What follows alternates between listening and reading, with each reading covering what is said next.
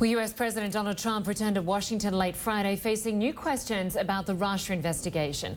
Multiple sources tell CNN that he is growing increasingly frustrated with the special counsel probe. One says he talked about firing Deputy Attorney General Rod Rosenstein, who oversees the special counsel, but ultimately his advisors talked him out of it.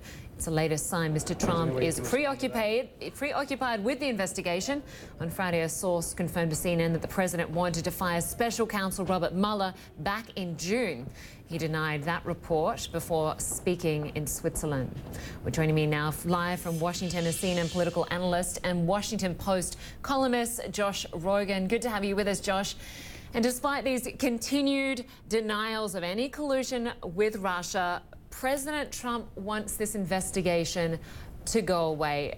Sources telling CNN that he wanted to fire the special counsel investigator Robert Mueller, but his own lawyers said, we can't defend you if you do that. Yeah, it's actually stunning how big a gap there is between what the President of the United States thinks is the right thing to do in response to this growing investigation and what all of his senior staff think is the right thing to do. They're doing anything they can to prevent him from taking drastic measures to make his situation much, much worse, right? He fired FBI Director James Comey, and that only made his situation much more worse. And now there's news he wanted to fire Mueller. Now he's very mad at Rod Rosenstein, and everyone around him is telling him it's a horrible idea, and he doesn't seem to care. He doesn't seem to believe them. So now they're threatening to resign. He wanted to pressure the FBI director, his FBI director, the new one, to fire his deputy. That FBI director, Chris Wray, had to threaten to resign to prevent that. Everywhere you look, you see a president that's just seized with this Russia investigation. Whether he's guilty or not, we don't know. What we do know is that he's obsessed over it, and every instinct he has is an instinct that actually gets him in deeper, and all his staff can do is to try to keep him from making the situation worse. So what's the likelihood, do you think, at this stage in President Trump evoking the Fifth Amendment to avoid speaking to the special counsel? I think there will be some interview, whatever you want to define interview as, and I think that's the subject that's under negotiation. Right now, the president's out on a limb because he said very publicly that he would testify under oath, whatever, although he often says things he later takes back. But what we know is that, there's no way to have a credible accounting of this and a credible judgment from the special counsel unless the president submits to some form of questioning.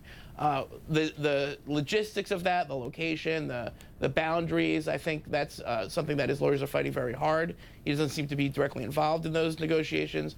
But whether or not he's willing to talk about things besides Russia collusion, we're talking about his business practices, his connections to Russian mobsters, money laundering, all of that stuff, that could be a huge determinator of whether or not he comes out of this thing unscathed.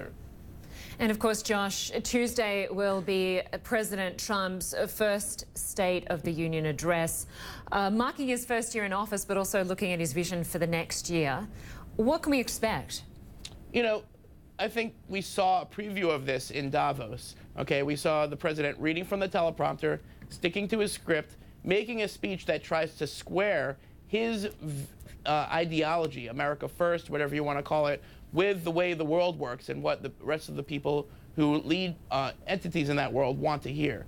And that's what we're likely to see in the State of the Union. It's similar to what we saw in it wasn't a State of the Union, but it was a speech to the joint session of Congress this time last year. He'll cover all the bases. He'll say a lot of things that make it seem like he's not radically trying to change the way that government works or the way the world works. And most people will see that as disconnected from the reality of his administration, from the things that he says when he's not reading from the teleprompter. And that disconnect will be interpreted by people the way that they want to interpret it. In other words, people who want to see the president as normalizing, becoming more comfortable in his job and more presidential will take that speech and use that as evidence to support that argument. Those people who say that the president is disingenuous and is just reading what his advisors put in front of him, they will use that to further their argument that this presidency is in chaos. I think the truth lies somewhere in between. All right, Josh Rogin, we will be watching that speech, of course, here on CNN. Thanks for joining us today. Anytime.